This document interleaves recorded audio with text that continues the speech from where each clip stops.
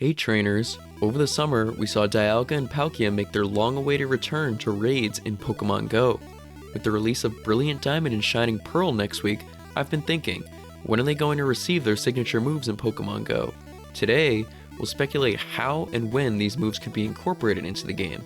So sit back, relax, and let's get into it.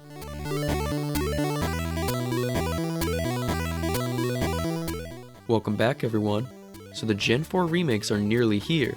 Brilliant Diamond and Shining Pearl release next Friday, which is really exciting. If you plan on getting one of these games, let me know which version you'll be choosing.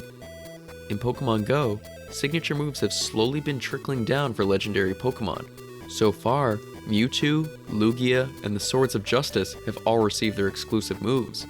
It took almost 3 years for Lugia to receive Aeroblast, so I'm not expecting the Creation Trio to get signature moves anytime soon. However, I thought it would still be fun to speculate, since this is a special time for Gen 4 fans. So the 3 moves we'll be discussing are Roar of Time, Spatial Rend, and Shadow Force. These special moves belong to Dialga, Palkia, and Giratina, all of which were powerful staples in their movesets. Let's kick things off with Dialga and its signature move, Roar of Time. Roar of Time is a tremendously powerful move in the main series games. It's so powerful, in fact, that Dialga needs a turn to recharge after each use. So how could this move be translated into Go? Based on Dialga's current performance, it's considered a decent Dragon-type attacker. It's not the best of the bunch, sitting below dragons like Rayquaza and Salamence, but it's definitely not a bad choice. As for PvP, Dialga shines as one of the top Master League contenders. So how could Roar of Time impact Dialga? I think it should definitely help Dialga as a raid attacker, so we'll be tailoring the move toward that side of the game. The stats shown on the screen provide Dialga with a far better Dragon Charged move to replace Draco Meteor. While a strong attack, Draco Meteor requires too much energy. This version of Roar of Time would charge up far quicker and still pack a punch. In terms of damage per second, Dialga would deal damage as fast as Rayquaza, plus its bulk would allow it to surpass the Emerald Legendary, making it the best dragon attacker in the game, outside of Megas and Shadows. Moving on to PvP, this version of Dialga's signature move would have 120 power for a 60 energy cost. This would make it similar to Outrage, but with an additional 10 power. Players could then have the option to choose one of 3 moves to go along with Iron Head. Would you choose Thunder for coverage, Draco Meteor for max damage, or the more efficient Roar of Time?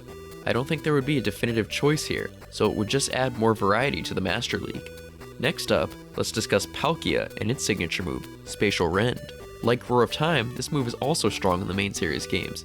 Where it differs from its Diamond counterpart though, is that instead of having a higher power, it has an increased critical hit ratio.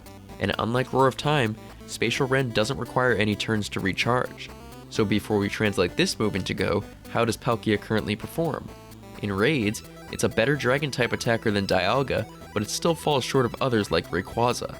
As for PvP, it is a top Master League performer like Dialga, but it isn't as good as its temporal counterpart. It often loses to other Dragon-type Pokemon, including Dialga. Dialga's Steel typing makes Dragon hit neutral, whereas Palkia takes super effective damage from both Dragon and Fairy attacks.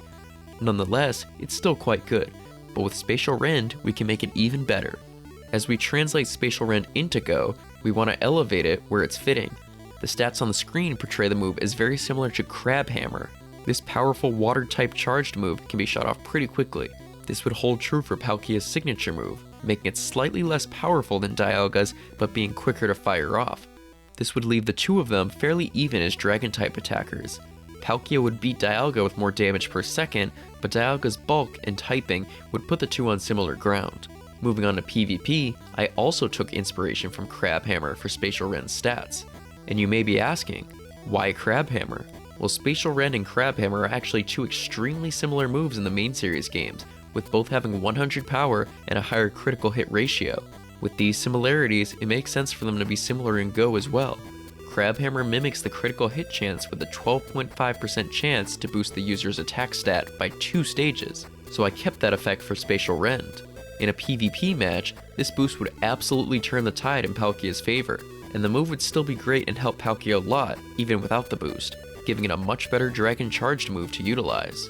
Last but certainly not least, let's talk about Giratina and its signature move, Shadow Force. This ghost type move takes 2 turns to hit, but hits with a ton of power in the main series games. Before we translate this move, let's look at Giratina's current performance in Pokemon Go.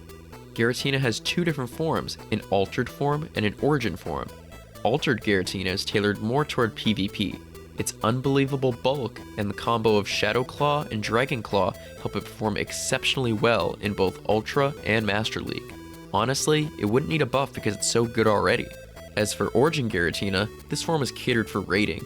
Its high attack stat makes it a solid ghost type attacker, though it's definitely not as good as others like Gengar and Chandelure.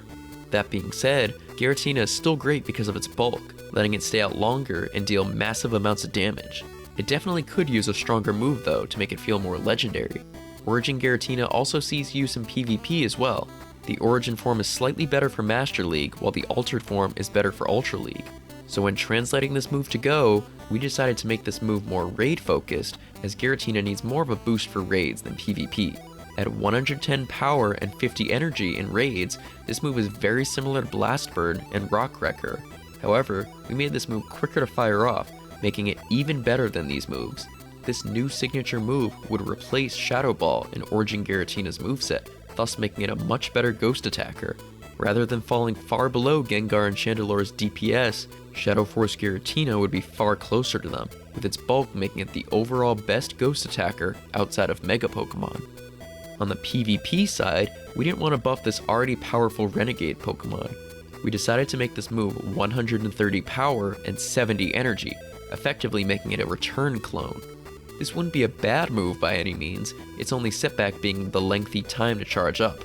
That way, either Giratina form could still benefit from this move in certain scenarios, but it wouldn't make it too OP. The Origin form would likely still prefer Shadow Ball in PvP, and the Altered form could have the choice of the weaker but more spammable Shadow Sneak versus the more expensive but stronger Shadow Force.